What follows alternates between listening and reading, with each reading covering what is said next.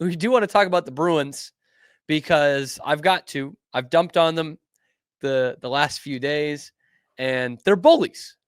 The Bruins are bullies. They are going to beat the teams that they're supposed to beat, and they're going to lose to all the teams they're supposed to lose to. And last night was a little bit of in between because they almost lost to a team that they should have beaten. Calgary, not a great thing going right now. By the way, Calgary, man, I've got to point out Calgary. I look back at, what was that, 2.5 years ago, 3 years ago, the Tkachuk-Huberdeau trade.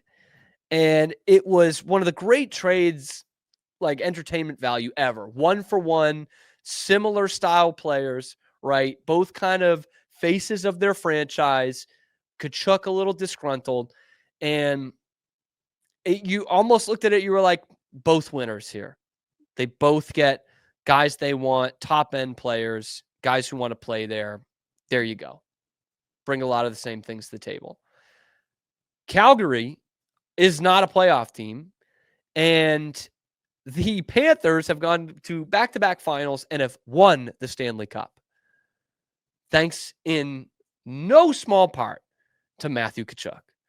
Like, what a win for the Panthers in that deal. Anyway, that is nothing. I don't want to get too Matthew Tkachuk'd out here. But last night, Bruins play Calgary. It's a game they should win, and they almost don't. But for a lot of that game, man, it was like, okay, finally. They're bringing some energy. They're bringing offensive zone time, 5-on-5. They're taking the play to Calgary. There's life in the building. There's a little bit of a scuffle in the second period after the Bruins have gone up 3-1. And that place was alive, man. You could feel it through the TV. They score early, quickest they've scored this whole season. And Calgary comes right back, evens it at 1-1. Bruins get 2 in quick succession in the second period. They're up 3-1, and the place is bumping, man. They go up 3-1 into the third period, and before the halfway point of the third period, it is 3-3. Marchand, dumb penalty, leads to a power play goal. Nazem Kadri, he's the captain. Can't be doing that as the captain. Pete knows. Nazem Kadri, nice little snapshot on a 2-on-1. It's a good shot, but it's probably one Korpisalo should have. I thought he probably should have had the first goal too. But it's 3-3. Overtime is up and down, all kinds of entertainment value. And who scores the winner but the captain, Brad Marchand? Scores on his own rebound with 20 seconds left in overtime. And it's like, whew. But like, I was into that. I was like, hell yes. If you can't celebrate a win like this, then you don't know what being a fan of a mediocre team is like. He commits the penalty in the third period. He redeems himself with the overtime winner. That's what the captain does. Brad, don't call me Nancy Marchand. And if you know who Nancy Marchand is, you know ball. You really know ball. But what it does is it gives the Bruins some momentum into a big-time matchup tomorrow. Little hockey night in Canada, Saturday Night Fever, classic NHL, Atlantic Division, Boston Bruins, Ottawa Senators. This one means something to me, man, because Ottawa is a team that should have been worse than you coming into the season, but it looks like they're better than you. And that's going to be a battle for that playoff spot in this division between the Senators and the Bruins. And this is a Senators team that's been knocking on the playoffs door for the last few years, and they got better in the offseason, thanks in large part to getting their number one goaltender.